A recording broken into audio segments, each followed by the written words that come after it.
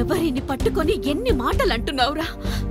రాయికి వరమిచ్చిన రాముడు దేవుడైతే, ద్రౌపదికి చీరిచ్చిన కృష్ణుడు దేవుడైతే, నాకు బిడ్డనిచ్చిన ఆయన కూడా దేవుడేరా. ఏంటి ఇలానే వదిలేస్తే బిడ్డల్ని కంటూ వెళ్తాడా? అసలు ఆయన కంటూ సొంతంగా ఒక్క బిడ్డ కూడా లేడు.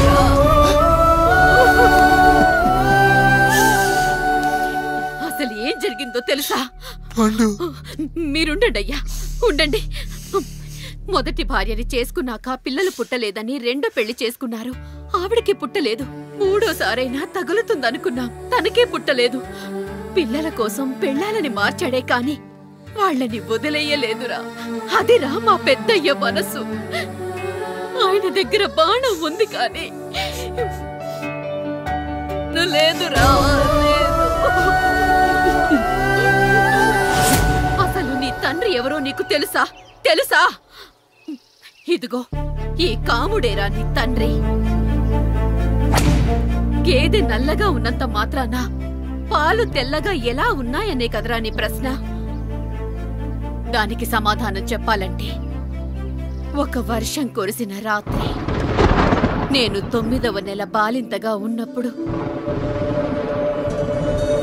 పండు పండు ఇదిగో. ఏమిటండి ఇది? నిద్రలేస్తే నేను, బయటికెళ్తే గంటోడు, పక్కకెళ్తే పాలేరు, ఎప్పుడూ తిరిగే తాయారు. రోజు మమ్మల్ని చూసి చూసి బిడ్డ కూడా జిడ్డుమొహం వేసుకుని పుడతాడేమో అని భయంగా ఉంది. కడుపులో ఉన్నప్పుడు మనం ఎవరి మొహాలైతే చూస్తామో అచ్చం వారి పోలికలతోనే పుడతారంటారు. పొరపాటున నా పోలికలతో పుడితే? అదేంటి కాముడు, నీకేం తక్కువ? జుట్టు ఉండాల్సిన చోట లేకుండా అవసరం లేని చోట విపరీతంగా పెరిగిపోతుంది. మనకు పుట్టబోయే బిడ్డ గొప్ప అందగాడై ఉండాలి. ఇదిగో రోజు ఈ దేవుడి ఫోటోలు చూడు, వాళ్ళలాగే అందంగా పుడతాడు. కడుపుతో ఉన్నప్పుడు ఎవరి ఫోటో చూస్తే ఆ పోలికలతో బిడ్డ పుడతాడా? కనిపించని దేవుడి పోలికలు నా బిడ్డకెందుకు? ఈ ఊరికి దేవుడు రాయుడు. నా బిడ్డ ఆయనలాగే పుట్టాలి, ఆయనలాగే పుట్టాలి.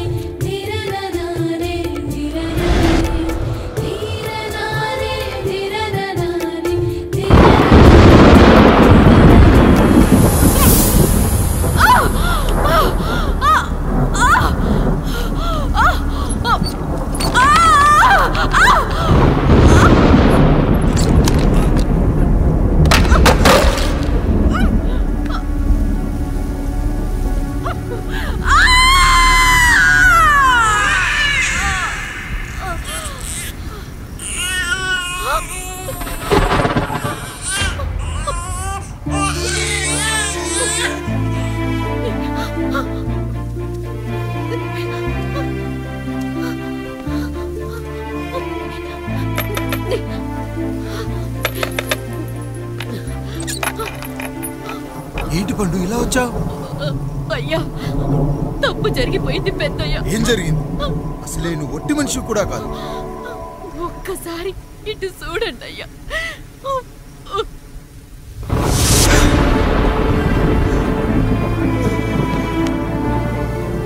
వీడేంటి అచ్చం నాలా ఉన్నాడు?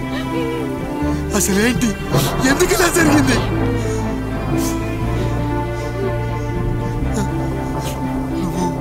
ఎప్పుడైనా చీకట్లో పంపు సైడ్ దగ్గరికి వచ్చావా? మరి అమలాపురంలో శివాలయం దగ్గర రత్నాలు నీకేమైనా అమ్మవుతుందా? పిఠాపురంలో పద్మ, రామాపురంలో లక్ష్మి, కాకినాడలో సుజాత. అయ్యో దేవుడా, అసలు ఇదంతా ఎలా జరిగింది పండు? అయ్యా, ఇదంతా కాముడి వల్లే అయ్యా, కాముడి వల్లే. కాముడా? కాముడి కుటుంబానికి నాకు ఏం గుర్తు రావట్లేదే. ఎన్నని గుర్తు పెట్టుకోగలను నేను మాత్రం? అయ్యా, అది కాదయ్యా.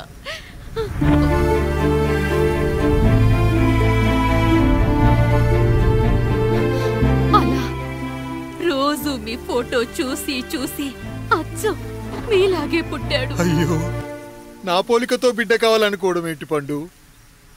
నువ్విలా చేయడం ఏంటి పండు? పోలికల కోసం ఫోటోలు ఎందుకు చూసావు పండు?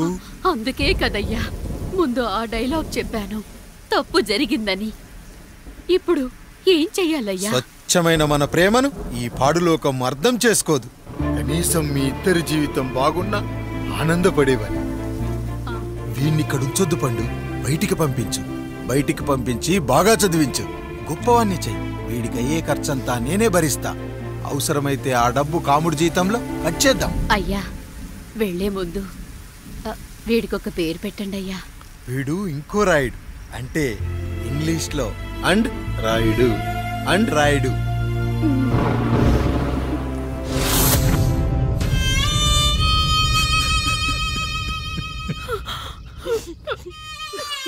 ఇదిరా నీ కథ, నా గతం. నిన్ను చదివించడం కోసం ఆయన మీ నాన్న జీతంలోంచి నెలకి 3000, 4000 కోసేసిచ్చేవారు. అప్పుడు ఆయన పడిన బాధ పగవాడు కూడా పడకూడదు. చూసావారా, దేవుడు లాంటి పెద్దయ్యని అనవసరంగా అనుమానించడం ఎంత పెద్ద తప్పు చేశావో అర్థమైందా? ఒకడు నిమ్మకాయ పెట్టి పసుపు వేసి ఉప్పు కలిపి పులిహోర చేయొచ్చు, కానీ ఆ పులిహోర ఎప్పటికీ దేవుడి ప్రసాదం. నువ్వు ఆ దేవుడి ప్రసాదం. ఇక ఆయనే మీ నాన్న. చూసావా అమ్మా, ఈ రోజు నుంచి నాకు 3 అమ్మలు 2 నాన్నలు. నీకు మాత్రం ఒక్కడే భర్త, నాన్నకు మాత్రం ఒక్కటే భార్య. మా నాయనే. అయ్యా, బిడ్డను ఒక్కసారి ఎత్తుకొని తిప్పండి అయ్యా. బాబు, నాన్నా,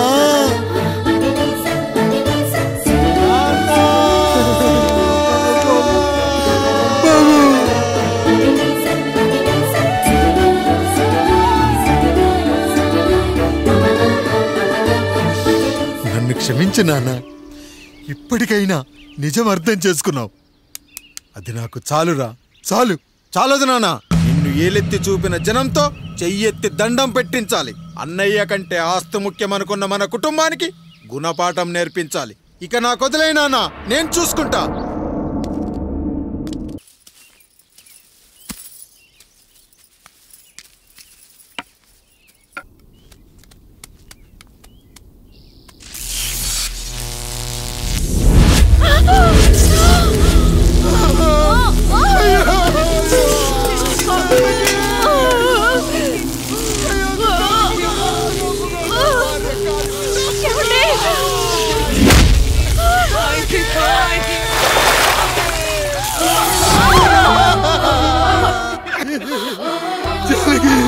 అయ్యో అయ్యో, చచ్చిపోతున్నావా? ఎందుకు ఇలా జరుగుతుందండి? నీ మనసులో మాట నాకు తెలియదా? నేను చచ్చిపోతున్నాను, మీరు ఇంకో పెళ్లి చేసుకోండి అని అంటావు కదా. అయ్యో, మరి ఏంటి జాలకి? హాస్పిటల్కి తీసుకెళ్ళండి.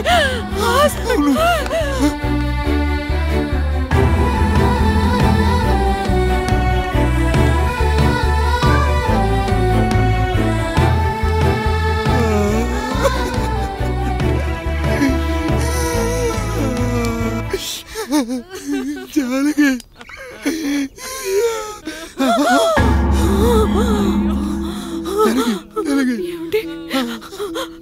నేను వెళ్ళిపోతున్నాను.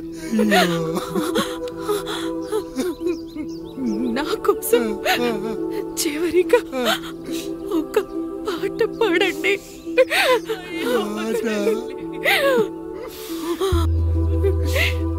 ಎಲ್ಲರಿಲಿ ఏదరికి చేర్చిన సంగ్రామ.